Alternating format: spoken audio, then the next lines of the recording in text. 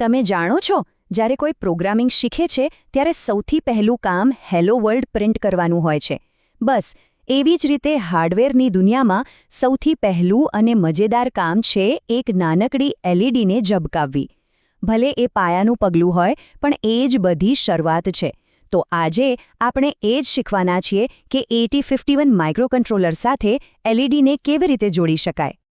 તો આ આખી વાતને સમજવા માટે આપણે સૌથી પહેલાં એલઈડીને જોડવાની મૂળભૂત બાબતો જોઈશું. પછી બે અલગ અલગ પદ્ધતિઓ છે, કરંટ સિંકિંગ અને કરંટ સોર્સિંગ. એ શું છે અને એમાં શું ફરક છે એ સમજીશું. અને છેલ્લે આ બધું જ જ્ઞાન વાપરીને આપણે જાતે જ એક એલઈડીને ઝબકાવીશું. ચાલો તો શરૂઆત કરીએ એકદમ બેઝિક્સથી. એલઈડીનું જોડાણ. જુઓ, કોઈ પણ મોટી ઇમારત બનાવતા પહેલાં એનો પાયો મજબૂત હોવો જરૂરી છે. બસ એવું જ અહીં પણ છે. તો આ ઇન્ટરફેસિંગ શબ્દનો મતલબ શું? સિમ્પલ છે. માઇક્રોકન્ટ્રોલર અને એલઈડી જેવા બે અલગ અલગ ઘટકોને એકબીજા સાથે વાત કરાવવાની પ્રક્રિયા. સમજો કે આ એક પુલ જેવું છે, જે માઇક્રોકન્ટ્રોલરના દિમાગને એલઈડીની રોશની સાથે જોડે છે. હવે કોઈપણ એલઈડીને હાથમાં લેશો તો એમાં બે પગ એટલે કે ટર્મિનલ દેખાશે. એક લાંબો અને એક ટૂંકો. જે લાંબો છે એ છે એનોડ એટલે કે પોઝિટિવ, અને ટૂંકો છેડો છે કેથોડ એટલે કે નેગેટિવ. આટલું યાદ રાખશો ને તો ભવિષ્યમાં ઘણી ભૂલો થતી અટકી જશે. એકદમ સિમ્પલ ટ્રીક છે. ચાલો હવે આવે છે અસલી મજા. આપણી એલઈડીને 8051 સાથે જોડવાની પહેલી રીત. ટેકનિકલ ભાષામાં એને કરંટ સિંકિંગ કહે છે. નામ થોડું અટપટું લાગે, પણ કામ એકદમ સરળ છે. જરા અહીં સર્કિટ પર નજર કરો. એલઈડીનો જે પોઝિટિવ છેડો છે, એનોડ, એ સીધો પાવર સપ્લાય સાથે જોડાયેલો છે, અને જે નેગેટિવ છેડો, કેથોડ, એ માઇક્રોકન્ટ્રોલરની પિન સાથે જોડાયેલો છે. આનો મતલબ શું થયો? અહીં માઇક્રોકન્ટ્રોલરની પિન એક દરવાજા જેવું કામ કરે છે, જે કરંટને ગ્રાઉન્ડ સુધી પહોંચવાનો રસ્તો આપે છે. દરવાજો ખુલે એટલે સર્કિટ પૂરી થાય. અને એટલે જ આનો નિયમ થોડો ઊંધો લાગે છે. કરંટ સિંકિંગમાં જ્યારે આપણે પિનને લોજિક 0 આપીએ એટલે કે લો કરીએ, ત્યારે એલઈડી ચાલુ થાય છે. કેમ કે ત્યારે જ પેલો ગ્રાઉન્ડનો દરવાજો ખુલે છે. અને જ્યારે 1 આપીએ ત્યારે દરવાજો બંધ, એટલે એલઈડી પણ બંધ. ઓકે, તો આ હતી એક રીત. હવે સિક્કાની બીજી બાજુ જોઈએ. એક એવી પદ્ધતિ જે આનાથી બિલકુલ ઊંધી ચાલે છે, અને એનું નામ છે કરંટ સોર્સિંગ. જો આ સર્કિટમાં બધું ઊંધું છે. અહીં એલઈડીનો પોઝિટિવ છેડો એટલે કે એનોડ સીધો માઇક્રોકન્ટ્રોલરની પિન સાથે જોડાયો છે, અને નેગેટિવ છેડો ગ્રાઉન્ડ સાથે. મતલબ કે હવે પાવર ક્યાંથી આવશે? સીધો માઇક્રોકન્ટ્રોલરની પિનમાંથી જ. એટલે જ એને સોર્સિંગ કહે છે. અને હા, મેં કહ્યું હતું એમ, નિયમ પણ ઊંધો. અહીં એલઈડી ચાલુ કરવા માટે આપણે પિનને હાઈ સિગ્નલ એટલે કે લોજિક 1 આપવો પડે, અને 0 આપવાથી એ બંધ થઈ જશે. એકદમ સીધું અને સરળ. તો હવે આપણી પાસે બે રસ્તા છે, સિંકિંગ અને સોર્સિંગ. પણ સવાલ એ છે કે શું ફરક પડે છે?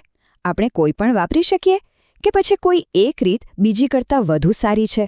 ચલો આનો જવાબ શોધીએ. અહીં એક નજરમાં બધું જ સ્પષ્ટ થઈ જાય છે.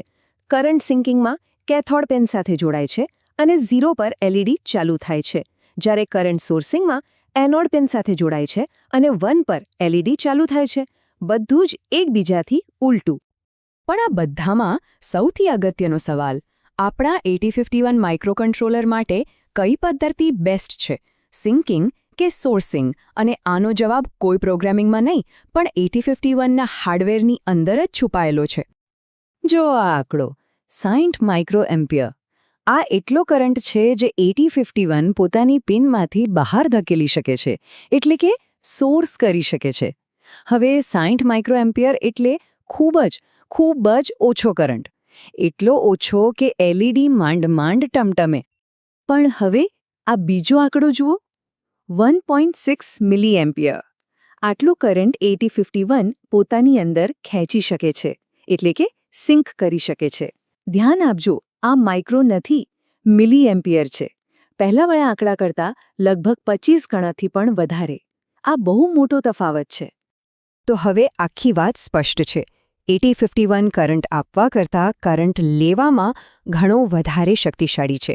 અને બસ આ જ કારણસર 8051 સાથે કામ કરતી વખતે કરંટ સિંકિંગ પદ્ધતિ હંમેશા વધુ સારી પસંદગી છે. એ વધુ અસરકારક છે અને સુરક્ષિત પણ. ચાલો, થિયરી તો ઘણી થઈ ગઈ, પણ જ્યાં સુધી આપણે એને જાતે કરીને ન જોઈએ ત્યાં સુધી મજા ના આવે, ખરું ને? તો ચાલો હવે આપણે જે કંઈ શીખ્યા એનો ઉપયોગ કરીને એક સિમ્પલ પણ મસ્ત એપ્લિકેશન બનાવીએ. આપણે એક એલઈડીને ઝબકાવીશું. આપણા આ નાના પ્રોજેક્ટ માટે આપણે આ સર્કિટ વાપરીશું.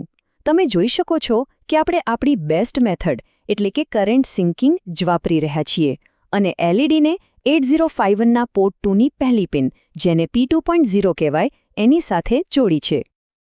આપણું લક્ષ્ય શું છે? એ એકદમ સિમ્પલ. આપણે આ એલઈડીને 1 હર્ટ્ઝની સ્પીડ પર ઝબકાવવી છે. 1 હર્ટ્ઝ એટલે શું? એટલે કે દર સેકન્ડે એકવાર ઝબૂક થવી જોઈએ. તો જો 1 સેકન્ડમાં એકવાર ઝબકાવવી હોય તો એનો મતલબ એ થયો કે એલઈડી અડધી સેકન્ડ માટે ચાલુ રહેશે અને પછીની અડધી સેકન્ડ માટે બંધ રહેશે. બસ આ જ ચક્ર ચાલ્યા કરશે. હવે આ કામ પ્રોગ્રામથી કેવી રીતે કરાવવું? આપણી માઇક્રોકન્ટ્રોલરને સૂચના આપવી પડશે. પહેલાં પિનને 0 કરીને એલઈડી ચાલુ કરો.